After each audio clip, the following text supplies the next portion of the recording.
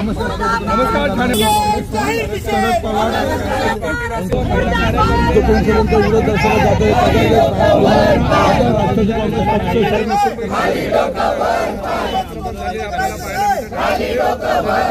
पडळकरांचा जो आहे तो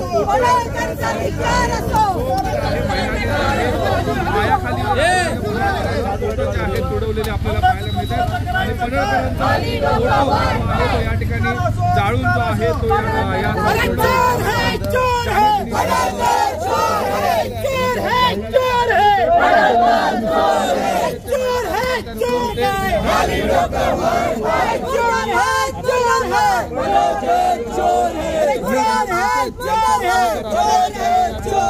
आवड असेल आणि काल जयंत पाटील यांच्याबद्दल आक्षेपार्ह विधान जे आहे तो गोपीचंद पडळकर यांनी केलेलं आहे आणि तुम्ही आज आंदोलन करताय।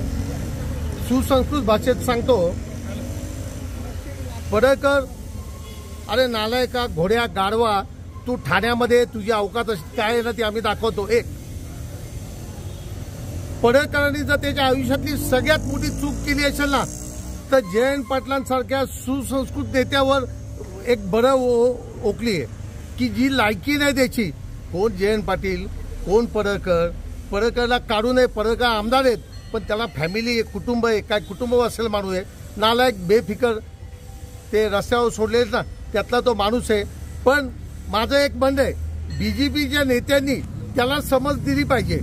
असे कुत्रे कोणाचे ते अंगावर सोडू नका, तुमचे कुत्रे जे आहेत ते तुमच्या दरवाज्यात बांधून ठेवा, ते जास्त चांगलं होईल। नाहीतर या कुत्र्यांना आम्हाला दगड मारायची, रस्त्यावर उतरून दगड मारायची वेळ आलेली आहे। मी आमचे प्रदेशाध्यक्ष, माजी प्रदेशाध्यक्ष जयंत पाटील साहेबांच्या विरोधात बोललेले आहेत।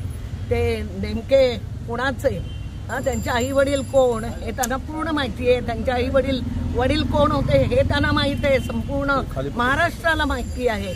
पण त्यांनी अगदी खालच्या थराला जाऊन त्यांनी हे भाष्य केलेलं आहे। मागच्या वेळेला आमच्या जितेंद्र आव्हाडांच्या विरोधात सुद्धा त्याने अशीच काहीतरी भाषणं केली, आम्ही त्याचा जाहीर निषेध केला, त्याला चपलेने पण मारलं। आज परत तीच वेळ ह्याच्यावरती आलेली आहे। बीजेपी वाले झोपलेले आहेत काय? जर प्रत्येकाची कुंडली काढायची ठरवली, काढा ना। इतर ज्यांची आहेत, जे वाईट आहेत, जे बेकार धंदे करतायत, ज्यांची संपूर्ण रेकॉर्ड खराब आहेत, त्यांची कुंडली काढा। अशा